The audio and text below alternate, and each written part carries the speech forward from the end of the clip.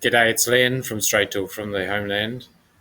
Uh, I'm in Australia, so it's a place where I don't see any larders or vulgars.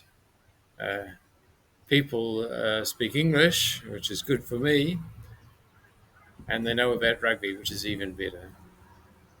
I'm in Queensland, not far from the coast. I think just about here you can maybe see a little bit of the Pacific Ocean. So it's a pleasure to be here and recharge the batteries to try and relax a little bit because we notice walking around how people are thinking differently here in a more positive way to the future and things like that, rather than this uh, climate of depression which one always finds in Armenia. But we haven't forgotten about Armenia entirely. Uh, and I wanted to make a short video about some of the more recent events regarding the so-called Trump route, which in my view is dead. It doesn't matter what the government says and all this political smokescreen pretending that, oh, yes, we're making progress. There are working groups towards this development of this route where the so called front office of Americans will deal with Azeris and Turks crossing Armenian territory, while the Armenian back office prescribes the sovereign rules, which is complete bullshit, as everybody knows. Uh, Either the first time that Azerbaijan has a complaint, they'll take military action, so it's a foot in the door, or the greater geopolitics will take over. And by that I mean that Iran in particular will take action, because today the Iranian foreign minister made a very clear statement that the southern border of Armenia will not be disconnected from Iran, and that they will not accept any foreign troops. But of course, the Americans and their friends, the Israelis, will probably pretend that the personnel involved for this so-called Tripp uh, transit route will just be private company, right? So the US would go to all this effort, investing hundreds of millions, maybe billions of dollars into something without an immediate return. That's not the transactional nature of Trump, as we know. So its only purpose really is power projection of the United States and Israel on the Iranian border, and to try and stuff up the BRICS nations. Now, why would Armenia hinder the trade routes and the economic aspirations of the BRICS nations when they constitute the largest economy in the world? And they're basically Armenia's neighbours, Iran and India and Russian Federation, all being part of this, not to mention, of course, China. Well, Armenia would do this because it's very short sighted. It would have people believe that its turn towards the West is just a positive thing, and in some part I agree, if that's just about democracy and human rights. But on the other hand, they would have us believe that the United States and Europe would come to Armenia's aid in the event of any problems, like some form of security, which is complete rubbish.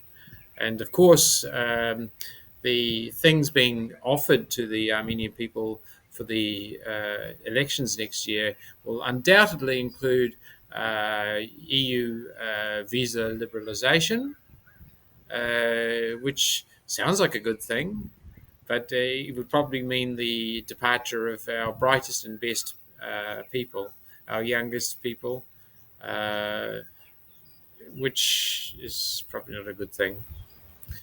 So we are trying to work out which political direction Armenia is going to go in. I personally prefer that it stays as a bridge between the West and the East. It doesn't try and shaft the Eastern nations. And in particular, it builds just as strong relations economically with the BRICS nation as it might with the Western nations.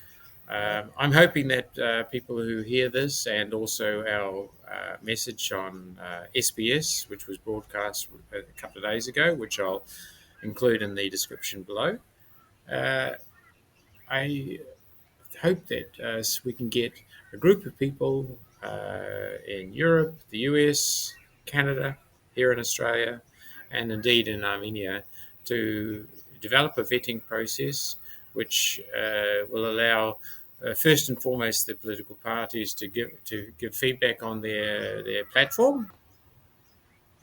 If we can understand where they sit, for example, with diaspora relations, what their foreign policies are, what their defence policies are, what their education policies are, their policies towards women, transport, many other things that Armenia has challenges in,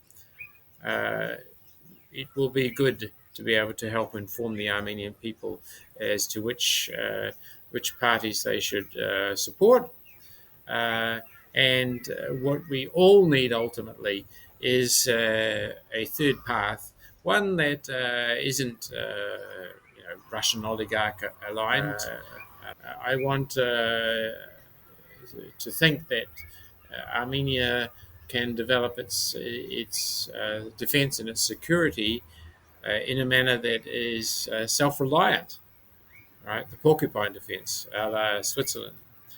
And that is the only way we can truly survive, I think, with the help of many friends, not reliant upon one side or the other.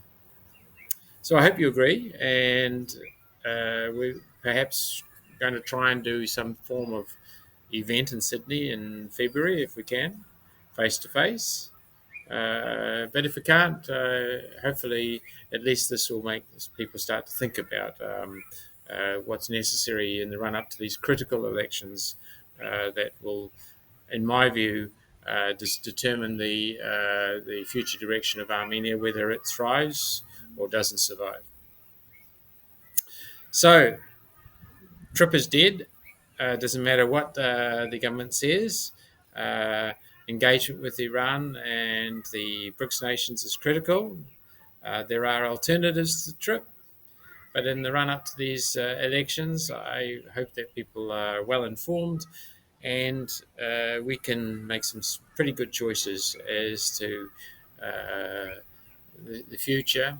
Of course, I won't personally be making any choices. I'm not a citizen of Armenia, but my wife will, and I hope many other Armenian citizens will have that opportunity to pass a wise vote for their future, because this time here is a critical time where the enemy is showing its true nature, despite what the government is saying. We're not in an era of peace. The enemy is showing its bellicose nature, and it is definitely not something to try and fool the Armenian people. This is Len from Straight Talk from the Homeland. Thank you very much for listening, and please like, share, and subscribe.